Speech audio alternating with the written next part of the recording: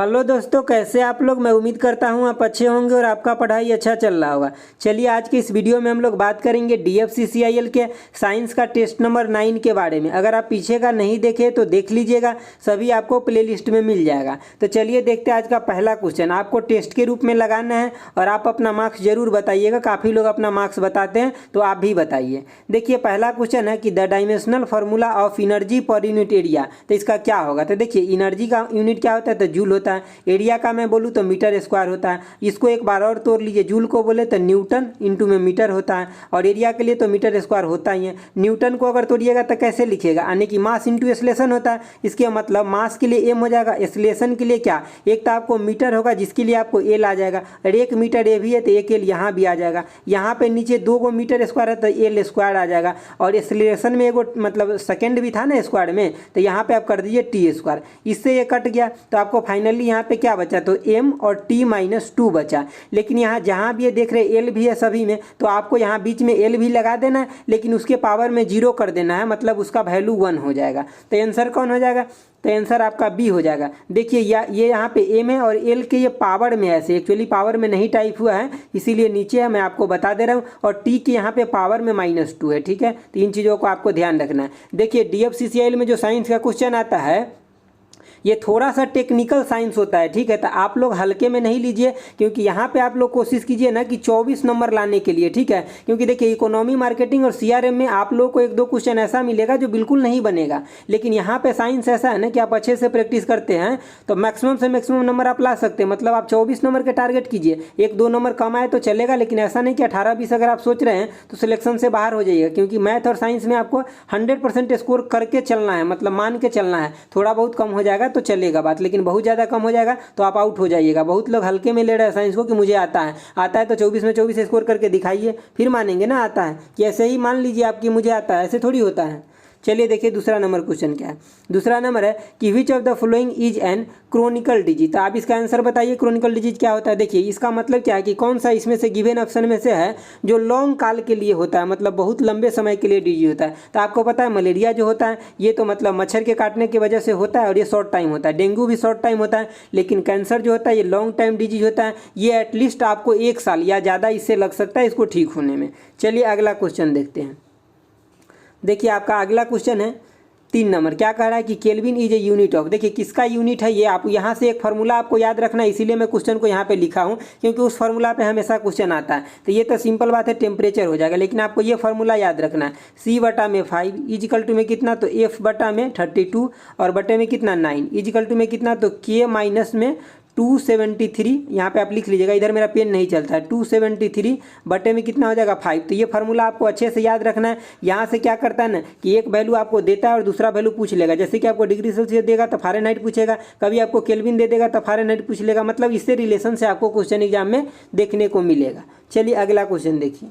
अगला आपका 4 number question. देखिए 4 नंबर क्वेश्चन क्या है कि magnetic field is found around. Magnetic field जो होता है किसके अराउंड ये मिलता है, तो आपका इसका आंसर हो जाएगा ऑप्शन ए हो जाएगा। मूविंग चार्ज पार्टिकल के अराउंड जो होता है आपको मैग्नेटिक फील्ड देखने के लिए मिलता है, ठीक है। चलिए अगला क्वेश्चन देखते हैं। बहुत लोगों को मतलब कहना यह था कि सर आप बहुत ज़्यादा एक्सप्लेन नहीं कीजिए, टू द पढ़ाइए, क्योंकि हमें एक्सप्लेनेशन आता है। तो इसी के लिए मैं कोशिश करता हूँ कि आप लोग को टू द पॉइंट ही पढ़ाऊँ, मतलब बहुत ज़्यादा एक्सप्लेनेशन ना करूँ, क्योंकि आप ही लोग का डिमांड था। बहुत लोग का कमेंट आ रहा था कि सर हम ज़्यादा एक्सप्लेन नहीं कीजिए, बहुत लंबा वीडियो हो जाता है। तो इसीलिए मैं टू द पॉइंट ही बात करता हूँ ताकि आपका टाइम कम लगे। देखिए अगला आपका 5 नंबर क्वेश्चन है कि who propose the plum pudding model of the atom. मतलब किसके द्वारा प्रपोज किया गया, मतलब दिया गया, प्रस्तावित किया गया। तो इसका आंसर हो जाएगा आपका 5 के ऑप्शन ए हो जाएगा। जे थॉमसन के द्वारा ये मॉडल को प्रपोज किया गया था। चलिए अगला क्वेश्चन देते हैं। जेम्स चेडविक की अगर बात करें तो इसके द्वारा न्यूट्रॉन का खोज किया गया था, इसके द्वारा इलेक्ट्रॉन का। और आपको बताना है क्या प्रोटॉन का खोज किसके द्वारा किया गया। आपको बताना है आंसर में कि प्रोटॉन का खोज किसके द्वारा किया गया। काफ़ी लोग कन्फ्यूज रहते हैं इस क्वेश्चन में, तो मैं देखता हूँ कितने लोग का क्लियर है। चलिए देखते हैं अगला आपका 6 नंबर क्वेश्चन। देखिए 6 नंबर क्वेश्चन है कि what is the drift velocity of an electron for a unit electric field. देखिए एक यूनिट इलेक्ट्रिक फील्ड के लिए पर यूनिट जो इलेक्ट्रिक फील्ड होता है उसको हम क्या कहते हैं, ड्रिफ्ट वेलोसिटी जो होता है उसको। तो देखिए इसका आंसर हो जाएगा ऑप्शन सी हो जाएगा, मोबिलिटी ऑफ एन इलेक्ट्रॉन हो जाएगा। मतलब मोबिलिटी ऑफ एन इलेक्ट्रॉन जो होता है इसको हम क्या बोलते हैं, the drift velocity of an electron for a unit electric field. मतलब एक यूनिट इलेक्ट्रिक फील्ड के लिए ड्रिफ्ट वेलोसिटी जो होता है उसको हम बोलते हैं मोबिलिटी ऑफ एन इलेक्ट्रॉन बोलते हैं। चलिए अगला क्वेश्चन देखते हैं। देखिए आपका 7 नंबर क्वेश्चन है, कह रहा है the substance use as a moderator and coolant both, मतलब मॉडरेटर के लिए भी हम यूज करते हैं और कूलेंट के लिए भी यूज करते हैं, दोनों के लिए यूज करते हैं। कहाँ? न्यूक्लियर रिएक्टर में। तो हम उसको क्या बोलते हैं आपसे पूछा जा रहा है, तो इसको हम बोलते हैं हेवी वाटर। हेवी वाटर जो होता है ये दोनों जगह यूज होता है, मतलब दोनों के लिए यूज होता है, दोनों पर्पज से, मॉडरेटर के लिए भी और कूलेंट के लिए भी। इसका फॉर्मूला क्या होता है? तो D2O होता है। आपको पता है, साइंस आप बहुत पढ़ते हैं, तो हमें एक चीज़ बताइए, इसका एटॉमिक वेट हमको लिख करके बताइए, तो देखते हैं कितने लोग इसका एटॉमिक वेट बता पाते हैं। ठीक है, चलिए। और इसका मतलब जो ये होता है इसको क्या बोलते हैं? तो ड्यूटेरियम ऑक्साइड बोलते हैं, ये आपको याद रखना है। अब इसका मतलब एटॉमिक वेट आपको बताना है कि कितना होता है। हम आपको वाटर का तो बता चुके हैं, H2 होता है, कितना होता है? 18 होता है। अब देखते हैं इसका कितने लोगों को पता है। चलिए देखिए अगला, देखिए अगला आपका 8 नंबर क्वेश्चन है। 8 नंबर क्वेश्चन है कि lighting is cause due to, मतलब लाइटिंग जो होता है किसके वजह से होता है ये आपको बताना है। तो इसमें आपका आंसर हो जाएगा ऑप्शन डी हो जाएगा, यानी कि इलेक्ट्रिक चार्ज की वजह से लाइटिंग होता है। चलिए अगला क्वेश्चन देखते हैं। देखिए आपका अगला क्वेश्चन है 9 नंबर। क्या कह रहा है 9 number question? When the force retards the motion, मतलब कोई भी फोर्स है जो रिटार्ड्स कर रहा है मोशन को, मतलब वो बैक में लेके खींच रहा है। तो और आगे क्या बोल रहा है? The work done by the force during retardation, तो रिटार्डेशन के दौरान जो कुछ भी वर्क होता है वो सब नेगेटिव वर्क होता है। इसका मतलब आप थोड़ा यहाँ समझ लीजिए। देखिए जैसे कि मान लीजिए आप फोर्स इस डायरेक्शन में लगा रहे हैं और डिस्प्लेसमेंट भी इसी डायरेक्शन में हो रहा है, तब यहाँ पे जो वर्क निकल के आएगा इसको हम बोलते हैं पॉजिटिव वर्क बोलते हैं। लेकिन मान लीजिए कि जैसे कि इनर्सिया की वजह से आप फोर्स जो लगा रहे हैं, मतलब डिस्प्लेसमेंट आपका इधर हो रहा है, फोर्स इधर लग रहा है, मतलब दोनों अलग अलग डायरेक्शन में हो रहा है, तो उस केस में क्या हो जाएगा ना कि नेगेटिव वर्क हो जाएगा, यानी कि कॉस वहां पे 180 वर्क करने लगेगा। देखिए यहाँ पे एफ इज मतलब वर्क इजकल टू में क्या होता है? तो एफ एस और कॉस थीटा होता है। जब एंगल की बात करेगा तो हम थीटा कंसीडर करेंगे, एंगल की बात नहीं करेगा तो डायरेक्ट वर्क इजकल टू कितना? फोर्स इंटू में डिस्प्लेसमेंट ले लेंगे, हमारा काम हो जाएगा। चलिए अगला क्वेश्चन देखते हैं। देखिए आपका 10 नंबर क्वेश्चन क्या कह रहा है? कह रहा है विच acid is formed during the excessive workout, जब आप बहुत काम कर लेते हैं, बहुत ज़्यादा थक जाते हैं, तो आपके बॉडी में कौन सा एसिड फॉर्म हो जाता है? तो आपके बॉडी में ऑप्शन बी हो जाएगा लैक्टिक एसिड फॉर्म हो जाता है, जिसकी वजह से आपको कभी कभी मतलब थोड़ा पैर हाथ जो दुखते रहता है वो इसी की वजह से दुखता है, क्योंकि बहुत ज़्यादा काम करते हैं तो लैक्टिक एसिड का फॉर्मेशन हो जाता है बॉडी के अंदर। ठीक है, और सही से वो ऑक्सीडाइज नहीं होता है, जिसकी वजह से क्या होते रहता है कि थोड़ा थोड़ा पेन होते रहता है। चलिए अगला क्वेश्चन देखिए। अगला क्वेश्चन है आपका 11 नंबर। 11 नंबर क्वेश्चन है at a pole of the earth acceleration due to gravity. तो देखिए पोल पे जो होता है ना ये मैक्सिमम होता है, एक्सेलरेशन ड्यू टू ग्रेविटी जो होता है पोल पे मैक्सिमम। अगर आपसे मिनिमम भी पूछा जाता है तो मिनिमम कहाँ होता है? तो मिनिमम होता है आपका इक्वेटर पर। इक्वेटर पे क्या होता है? मिनिमम। और जीरो कहाँ होता है? ये क्वेश्चन किसके लिए? तो आपके लिए। हम अभी तक आपसे 3 क्वेश्चन पूछ चुके हैं। एक अभी पूछे हैं क्या कि जीरो कहाँ पे होता है, किसका वैल्यू? तो ग्रेविटी का वैल्यू। मैं क्या बताया हूँ कि मिनिमम इक्वेटर पे और मैक्सिमम कहाँ पे होता है? तो पोल पे होता है। जीरो कहाँ होता है आपको बताना है। चलिए अगला क्वेश्चन देखते हैं। आज मैं 5 क्वेश्चन पूछूंगा आप लोगों से पक्का। देखिए 12 नंबर क्वेश्चन क्या है कि acceleration can be non zero only, मतलब जैसे कि नॉन जीरो होगा एक्सेलरेशन, एक केस है उसमें, if there is a net external force on the body is this why. तो मतलब इसको क्या बोलेंगे? सबसे पहले बात आप यहाँ पे समझिए, इसका आंसर होगा मतलब ए हो जाएगा, यानी कि first law of motion of Newton होगा। लेकिन क्यों होगा ये समझिए। देखिए फर्स्ट लॉ ऑफ मोशन क्या बोलता है? कहता है न्यूटन का जो फर्स्ट लॉ ऑफ मोशन है ये बोलता है कि अगर कोई बॉडी मान लिया कि चल रहा है तो चलते रहेगा, अगर कोई बॉडी रुका हुआ है तो रुका हुआ रहेगा। लेकिन यहाँ पे कब तक? जब तक कोई एक्सटर्नल फोर्स उस पर काम नहीं करेगा। लेकिन जब भी कोई एफ नेट एक्सटर्नल फोर्स काम कर गया, इसके मतलब क्या होगा? यहाँ पे तो अब एक्सेलरेशन भी एग्जिस्ट कर गया। एक्सेलरेशन तो जीरो हो ही नहीं सकता। एक्सेलरेशन जीरो तब होता है जब वहाँ पे कोई भी नेट फोर्स काम ना कर रहा हो, लेकिन काम कर गया तो वहाँ पे एक्सेलरेशन एग्जिस्ट कर जाएगा। तो इसका आंसर क्या हो जाएगा? ऑप्शन ए हो जाएगा। चलिए अगला क्वेश्चन देखिए। देखिए आपका अगला क्वेश्चन है 13 नंबर। 13 नंबर क्वेश्चन क्या कह रहा है कि द केमिकल इक्वेशन, यहाँ पे एक केमिकल इक्वेशन दिया गया। यहाँ पे क्या है? तो यानी कि मैग्नीशियम है और यहाँ पे ये ऑक्सीजन है, इस जीरो नहीं है ऑक्सीजन है। ठीक है, ये सब थोड़ा सा टाइपिंग में से चलता है दोस्तों, क्या कीजिएगा। देखिए तो यहाँ पे क्या है? तो आपका ऑक्सीजन है। ये मैं यहाँ पे थोड़ा लिख के आपको समझा दूँ। देखिए जैसे कि यहाँ पे मैग्नीशियम प्लस में कितना है? तो ऑक्सीजन है। इजकल टू में क्या है? तो यहाँ पे 2 मैग्नीशियम ऑक्साइड और प्लस में क्या निकल रहा है? तो हीट निकल रहा है। इसमें से क्या निकल रहा है? हीट निकल रहा है। तो समझिए बातों को। देखिए यहाँ पे ऑक्सीजन के प्रेजेंट में, यहाँ पे क्या है? तो ऑक्सीजन प्रेजेंट है। तो ऑक्सीजन के प्रेजेंट में क्या हो रहा है कि मैग्नीशियम का क्या हो रहा है? दहन हो रहा है, मतलब कंबसन हो रहा है। उसके बाद बन क्या रहा है? तो मैग्नीशियम ऑक्साइड बन रहा है और प्लस में हीट निकल रहा है यहाँ पे दहन के बाद, यानी कि कंबसन के बाद। तो कौन सा यहाँ पे रिएक्शन हो रहा है? तो यहाँ पे ऑप्शन सी हो जाएगा, यानी कि कंबसन रिएक्शन हो रहा है। ऑक्सीजन के प्रेजेंस में ये चीज़ें जल रहा है और ये चीज़ें बन रहा है। चलिए अगला क्वेश्चन देखते हैं। अगला क्वेश्चन आपका 14। देखिए आपका 14 नंबर क्वेश्चन कह रहा है कि which one of the following is a mixture of carbon monoxide and hydrogen. जब कार्बन मोनोऑक्साइड और हाइड्रोजन का आप मिक्सचर करते हैं तो क्या बनता है, तो कहने का मतलब CO प्लस में H2, इन दोनों को जब मिलाते हैं तो आपका बनता है यहाँ पे वाटर गैस बनता है। और क्या निकलता है यहाँ से, तो जैसे कि आपका एक तो निकल जाएगा जल H2O निकल जाएगा, और प्लस में क्या कार्बन निकल जाएगा, और प्लस में इसके साथ और क्या निकलेगा, तो हीट भी निकलता है। तो आपका क्वेश्चन का आंसर क्या हो जाएगा, तो ऑप्शन हो जाएगा इसका बी हो जाएगा। चलिए देखते हैं अगला क्वेश्चन। देखिए आपका अगला क्वेश्चन है 15 नंबर। समझिए बातों को ध्यान से, यहाँ से क्वेश्चन आता है।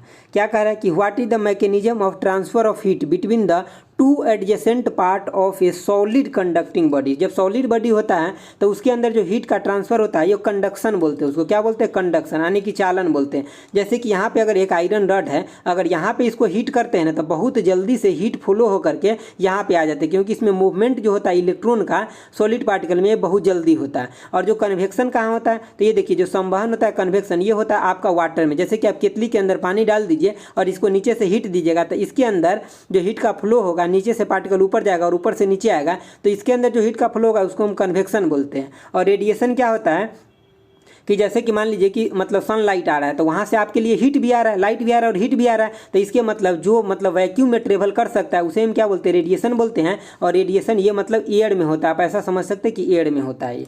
चलिए अगला क्वेश्चन देखते हैं। देखिए आपका अगला क्वेश्चन है 16 नंबर। देखिए 16 नंबर क्वेश्चन क्या कह रहा है कि which element in A bread make the stretchable. मतलब ब्रेड के अंदर कौन सा ऐसा एलिमेंट होता है जो क्या कर देता है, उसको लचीला बना देता है, सॉफ्ट बना देता है। तो उसमें क्या होता है, तो ग्लूटीन होता है, यानी कि ऑप्शन सी हो जाएगा, जिसकी वजह से क्या होता है, ब्रेड एकदम सॉफ्ट हो जाता है। चलिए अगला क्वेश्चन देखते हैं। देखिए आपका अगला क्वेश्चन है 17 नंबर। क्या कह रहा है 17 नंबर कि worked honey bee convey the direction of food source to the मतलब टू द अदर बी। मतलब क्या कह रहा है ना कि जैसे कि बहुत सारे मधुमक्खी जो होता है ना, उसको कुछ मधुमक्खी जो है रास्ता दिखाता है, मतलब उसके जहाँ पे उसका फूड है, खाना है, खाद्य पदार्थ है, वहाँ रास्ता दिखा करके ले जाता है। तो किस माध्यम से ले जाता है ये आपसे पूछा जा रहा है, तो वो डांसिंग के माध्यम से ले जाता है। देखिए जो मधुमक्खी होता है ना वो एक्चुअली छत्ता बना करके रहता है, ऐसे ऐसे मतलब बहुत सारा इकट्ठा होकर के रहता है, मतलब छत्ता बना करके रहता है। लेकिन इसको अगर मतलब कहीं भी एक दूसरे को झुंड को लेकर के जाना है तो किस माध्यम से, अपने डांसिंग के माध्यम से, अपने नृत्य के माध्यम से उसको लेकर के जाता है। चलिए अगला क्वेश्चन देखते हैं। देखिए अगला आपका 18 नंबर क्वेश्चन। देखिए 18 नंबर क्वेश्चन क्या है, देखिए इस क्वेश्चन में थोड़ा झोल है, आप इस बातों को समझिए। देखिए कह रहा है 18 नंबर कि if the weight of a person is it मतलब 120 kg। यहाँ पे देखिए वेट लिख दिया है लेकिन यहाँ केजी में दिया है, तो आपको इसको मास मानना है। हालांकि यहाँ पे अगर मास रहता क्वेश्चन में तब बहुत ज़्यादा अच्छा रहता, लेकिन कई सारे क्वेश्चन में मैं ऐसा देखा हूँ कि यहाँ पे लिखता है वेट लेकिन यहाँ देता है केजी में। अब यहाँ जब ये लोग वेट देखता है तो 6 से डिवाइड कर देता है मून पे, लेकिन ये कहानी गड़बड़ हो जाएगा। जब यहाँ केजी में रहेगा तो आपको डिवाइड नहीं करना है केजी में, मतलब मास बता रहा है। तो अगर अर्थ पे इतना है तो आपसे पूछा जा रहा है कि मून पे कितना हो जाएगा, तो मून पे भी इतना ही रहेगा, ऑप्शन डी हो जाएगा, क्योंकि ये मास है। और यहीं पे अगर ये न्यूटन में रहता, मान लीजिए कि 120 न्यूटन में रहता, कहाँ पे, अर्थ पे, तब ये जा करके अगर हम मून पे बात करते तब इसमें हम क्या करते, 1/6 कर लेते, तब कितना हो जाता, 20 न्यूटन हो जाता। ठीक है, ये हो जाता कब, जब ये न्यूटन में दिया रहता तब, लेकिन केजी में दिया है तो ये सेम ही रहेगा, मास कहीं भी चेंज नहीं होता है। चलिए अगला क्वेश्चन देखते हैं।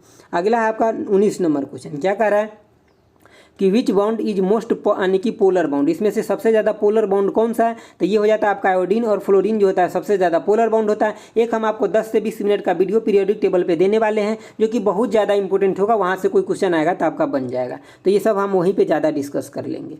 चलिए अगला क्वेश्चन देखिए। अगला आपका 20 नंबर क्वेश्चन है। कह रहा है who among the flowing has discover the law of conservation of mass. The law of conservation of mass का डिस्कवर किसके द्वारा किया गया था, तो ये किया गया था एंटोनियो लॉरेंट लेवेजियर के द्वारा किया गया था, यानी कि ऑप्शन डी हो जाएगा। लेकिन यहाँ से एक चीज़ ध्यान रखिए, मतलब जब ये अगर किसी भी चीज़ के कंजर्वेशन की बात कर रहा है मतलब वो कभी भी खराब नहीं होगा, डिस्ट्रॉय नहीं होगा। तो मतलब मास कंजर्वेशन की यहाँ बात कर रहा है तो इसके मतलब क्या है, मास कैन नाइदर बी क्रिएटेड और नॉर कैन बी डिस्ट्रॉयड। ना तो उसको क्रिएट किया जा सकता है ना डिस्ट्रॉय किया जा सकता है, हाँ उसको एक फॉर्म से दूसरे फॉर्म में ट्रांसफर किया जा सकता है। चलिए अगला देखते हैं। अगला है आपका 21 नंबर क्वेश्चन। देखिए 21 नंबर क्वेश्चन क्या कर रहा है, इस क्वेश्चन को थोड़ा बारीकी से समझिए, थोड़ा सा टेक्निकल क्वेश्चन है। कह रहा है a convex lens is form a real image of a point object placed on the principal axis if the upper if the upper half of the lens is painted black then, तो उसके बाद क्या होगा। देखिए सबसे पहले बात यहाँ कन्वेक्स लेंस है तो ये आपको बनाने आना चाहिए कन्वेक्स लेंस, तो कन्वेक्स लेंस आपका ये हो गया। उसके बाद क्या करा प्रिंसिपल एक्सिस, तो प्रिंसिपल एक्सिस आपका ये हो गया। चलिए यहाँ पे देख लेते हैं, यहाँ पे मान लेते हैं हम फोकस है, ठीक है, और यहाँ पे क्या मान लेते हैं यानी कि सेंटर ऑफ कर्वेचर यहाँ पे मान लेते हैं, मतलब यहाँ पे 2f मान लेते हैं, ठीक है। यहाँ पे देखिए यहाँ पे आपका f हो जाएगा और यहाँ पे भी आपका 2f हो जाएगा। सबसे पहली बात क्या, मान ली कि हम ऑब्जेक्ट को यहाँ पे डाल दिए, कहाँ पे डाल दिए, ऑब्जेक्ट को यहाँ पे डाले। अब ऑब्जेक्ट को जब हम यहाँ से डालेंगे तो ऑब्जेक्ट कहाँ से पास होगा, एक तो इसके लेंस के सेंटर से पास होगा, लेंस के सेंटर से चलिए हमने पास करा दिया, यहाँ पे चीज़ें आ गया, ठीक है। अब देखिए एक कहाँ से पास होगा, तो एक होगा इसका मतलब जैसे कि जो फोकस होता है वहाँ से पास होगा, जब यहाँ से ही पास होगा तो आपका यहाँ पे ऐसे आ जाएगा। तो अब ये दोनों जो चीज़ है देखिए, अब आपका ऑब्जेक्ट कहाँ बन गया, यहाँ पे बन गया। अभी क्वेश्चन में क्या बोला कि अपर हाफ पार्ट को ब्लैक कर रहा है, मतलब आधे ये पार्ट को आप ब्लैक करें। इस पार्ट को आप ब्लैक कीजिए, चाहे पीला कीजिए, चाहे लाल कीजिए, कुछ भी आप कीजिए, कोई मैटर नहीं करता, क्योंकि फोकस दूरी में जब तक किसी भी तरह का चेंजिंग ना होगा तब तक ऑब्जेक्ट का जहाँ पे प्लेस है वहीं पे रहेगा, कोई चेंजिंग आपको देखने के लिए नहीं मिलेगा। अपर हाफ में कुछ कीजिएगा उसे कोई मैटर नहीं है। तो मतलब क्या हो जाएगा, इसका आंसर हो जाएगा ऑप्शन सी हो जाएगा कि the image will not be shifted, मतलब इमेज जहाँ पे है वहीं पे रहेगा, कोई शिफ्टेड नहीं होगा, क्योंकि इसके फोकल लेंथ में किसी भी प्रकार का कोई चेंजिंग नहीं हुआ है। इस क्वेश्चन को आपको याद रखना है। चलिए अगला देखते हैं। देखिए आपका 22 नंबर क्वेश्चन है कि what is the control unit of cell called, तो उसको हम क्या बोलते हैं, जो मतलब सेल का जो कंट्रोल यूनिट होता है उसको हम क्या बोलते हैं, तो उसको नाभिक बोलते हैं, यानी कि न्यूक्लियस बोलते हैं। न्यूक्लियस के द्वारा क्या कहते हैं, सेल को यूनिट को कंट्रोल किया जाता है। चलिए अगला क्वेश्चन देखते हैं। देखिए आपका 23 नंबर क्वेश्चन है, क्या कह रहा है देखिए 23 नंबर क्वेश्चन है कि which of the flowing plant hormones inhabits growth, मतलब ग्रोथ जो प्लांट का होता है ना, ग्रोथ होता है, ठीक है, लेकिन एक ऐसा हार्मोन होता है जो ग्रोथ को रोकने के लिए काम आता है, तो कौन सा हार्मोन हो जाएगा, तो आपका ऑप्शन सी हो जाएगा, एब्सिसिक एसिड हो जाएगा। देखिए इसमें क्या होता है, ये एक ऐसा हार्मोन है मतलब पौधा के लिए, प्लांट के लिए, जो कि ग्रोथ के इसको रोकता है। बाकी जैसे कि साइटोकाइनिन हो गया तो ये ग्रोथ को बढ़ाता है, मतलब ये मतलब कोशिका को विभाजन करता है, सेल को विभाजन करके आगे बढ़ाता है। जिब्रेलियम हो गया तो ये पौधा को लंबा होने में काम आता है। ऑक्सीजन हो गया तो ये क्या करता है ना, पौधों के अंदर फूल खिलने में काम आता है, और उसको वृद्धि जो जड़ का वृद्धि होता है उसमें भी ये काम आता है। तो बाकी ये सब मतलब ग्रोथ में हो जाएगा, 1, 3 और 4 जो हो जाएगा ग्रोथ में जाएगा, लेकिन 2 जो होगा बी होगा, ये इसको क्या करता है, रोकता है ग्रोथ को। चलिए अगला देखिए, अगला आपका 24 नंबर क्वेश्चन। देखिए 24 नंबर क्वेश्चन क्या है कि ऑक्सीजन इज ए, और यहाँ डैश है, ठीक है। उसके बाद यहाँ पे क्या है कि मोलिकुल्स, ये कैसा मोलिकुल्स है, सिंगल है या मोनोएटॉमिक है, डाई एटॉमिक है, ट्राई एटॉमिक है, ठीक है। तो हम आपसे 3 क्वेश्चन पीछे पूछे, उसका आंसर आपको बताना है। इसका मैं बता देता हूँ, आज का आपका होमवर्क पीछे वाला ही रहेगा। तो ये कैसा होता है, तो डाई एटॉमिक होता है। ऑक्सीजन कैसा होता है, डाई एटॉमिक होता है, मतलब आप O2 लिखते हैं तो ये आपको याद रखना है, डाई एटॉमिक होता है। ये याद रखिए कि अर्थ पे कितना है, मतलब अर्थ के एटमॉस्फेयर में कितना है, तो 21% है, ठीक है। और सबसे मैक्सिमम क्या है, तो नाइट्रोजन है, कितना, लगभग 78% है। तो दोस्तों आज के लिए इतना ही रखते हैं, और आप लोग साइंस को वीडियो को भी अच्छा से देखिए, समझ गए बातों के, क्योंकि यहाँ से आप लोग को स्कोर करना बहुत आसान रहेगा। 10-15 मिनट की तो बात है, आप कुछ और देखते हैं ना, 1 महीना आप रुक जाइए, इधर उधर के वीडियो मत देखिए, आराम से जो आपको फोकस पॉइंट है वहाँ पे फोकस करके देखिए। सिलेक्शन बहुत ज़्यादा इंपॉर्टेंट है आपके जीवन के लिए, समझ गए बातों को, क्योंकि अभी आप 3 महीना 2 महीना मेहनत कर लीजिए कस के ना, आगे 35 साल ऐसे हैं, समझ गए बातों को। तो आप लोगों को अच्छा लगा तो लाइक कीजिए, शेयर और सब्सक्राइब कीजिए, और PDF जो है ना उसका ई-बुक का बहुत जल्दी आने वाला है, हम बहुत अच्छे से उस पर काम कर रहे हैं, आपको देंगे, आपको पढ़ के बहुत अच्छा कॉन्फिडेंस फील होगा, तो इसके लिए आपको टेंशन नहीं लेना है। तो ठीक है, आज के लिए इतना ही रखते हैं। ओके बाय, जय हिंद दोस्तों।